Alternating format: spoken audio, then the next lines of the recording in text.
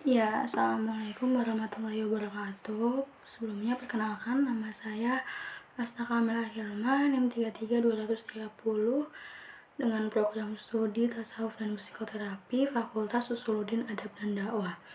Sebelumnya video kali ini saya buat sebagai tugas mata kuliah Inovasi Psikoterapi minggu lalu yang kosong, yang dimana saya akan menceritakan salah satu klien yang pernah menghadapi masa sulit, namun dia telah berhasil melewatinya dengan menggunakan salah satu terapi yang ada di RPS.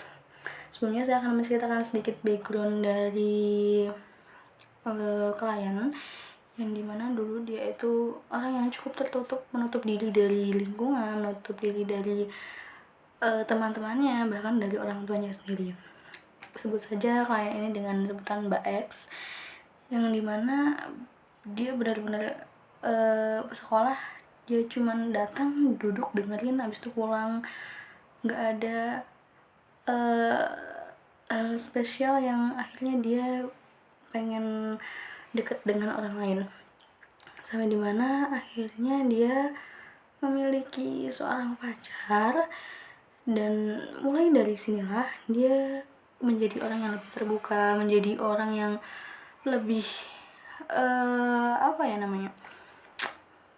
secara sosialnya tuh lebih baik gitu. Dia mempunyai banyak teman, gak hanya punya aja, tapi dia udah bisa sharing gitu kesehariannya sama temennya. Dia sharing dari bangun pagi dia ngalamin apa aja gitu ke temennya, dan dia pikir itu udah cukup ada peningkatan dalam dirinya. Sampai dimana akhirnya dia sama pacarnya ini putus.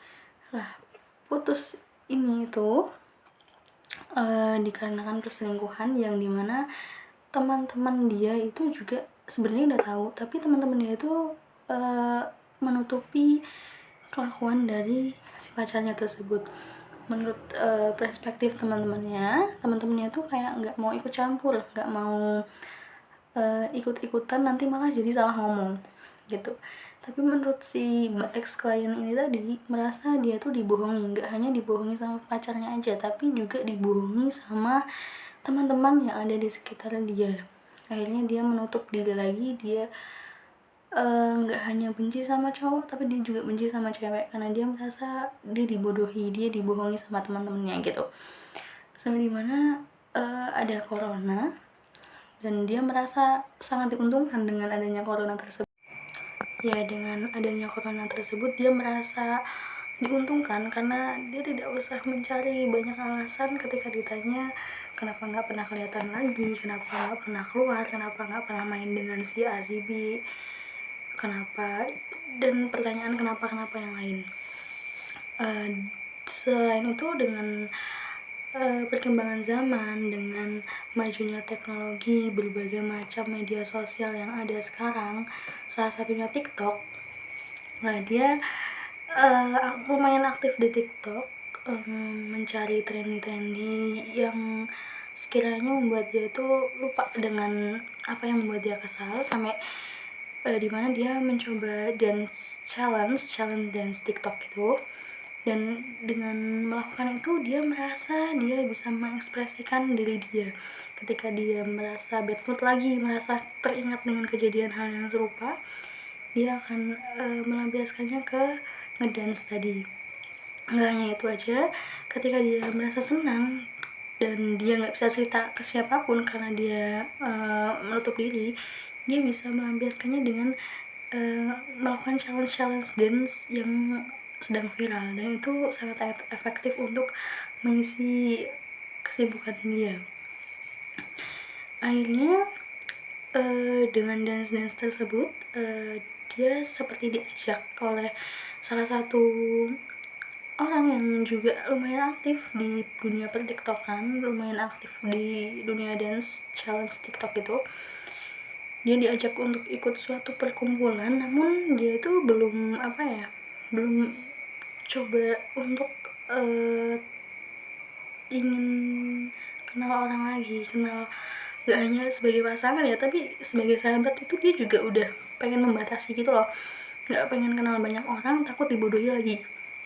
Nah, kata si Mbak X ini, satu orang yang ngajak dia itu tuh meyakinkan si Mbak X ini bukan cuman dengan cara hal-hal yang biasa, tapi dengan cara ketika ada dance challenge terbaru, teman dari Mbak X ini tuh kayak mancing-mancing gitu dengan sebuah pertanyaan, kamu tahu nggak sih challenge dance yang terbaru ini? Aku belum bisa, kamu udah bisa. Dan dengan awalan percakapan tersebut nanti akan menimbulkan percakapan panjang yang akhirnya tanpa disadari si Mbak X ini tuh mulai terbuka lagi sama orang, mulai terbuka lagi untuk nyaman ngobrol sama orang, untuk nyaman bercakap-cakap gitu, walaupun hanya masih soal lingkup dance.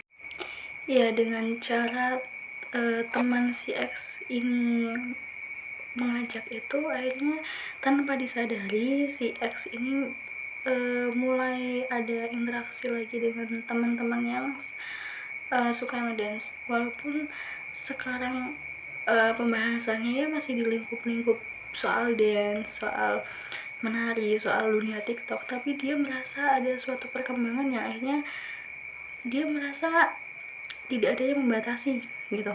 Jadi sebelum dia suka ngedance itu, dirinya tuh kayak mau cerita ke orang takut, mau deket sama orang lagi takut, kayak ada yang memagari dirinya gitu loh.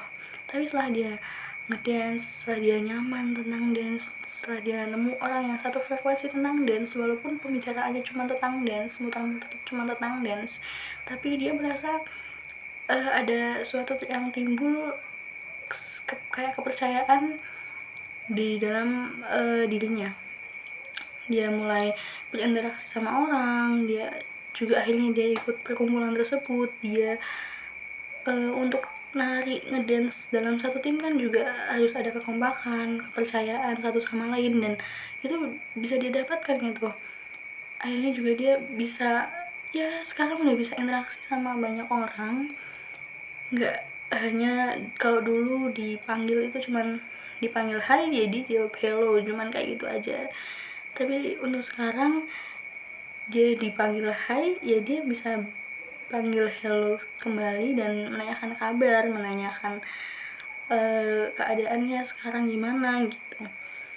Dan dia merasa semenjak aktif tentang dance ini, dia lebih bisa mengekspresikan diri, lebih bisa meluapkan apa yang dia rasakan, apa yang dia mau begitu. Dia merasakan adanya perambangan yang cukup signifikan kepada dirinya, sehingga dia bisa menjalani aktivitas dengan lebih percaya sama orang, terbuka sama orang, lebih bahagia tentunya. Itu sih sebenarnya kesimpulan dari video ini. Sesuatu hal kecil apapun yang menyenangkan itu bisa menerapi kita, contohnya dengan terapi dance moment tadi. Sekian cerita dari saya, mohon maaf apabila alurnya maju mundur atau ceritanya nggak jelas. Kurang lebihnya mohon dimaafkan. Semangat buat kita semua, semoga tetap sehat secara jiwa, batin, secara fisik, dan yang lainnya. Kurang lebihnya mohon dimaafkan. Wabillahi taufiq wal hidayah. Wassalamualaikum warahmatullahi wabarakatuh.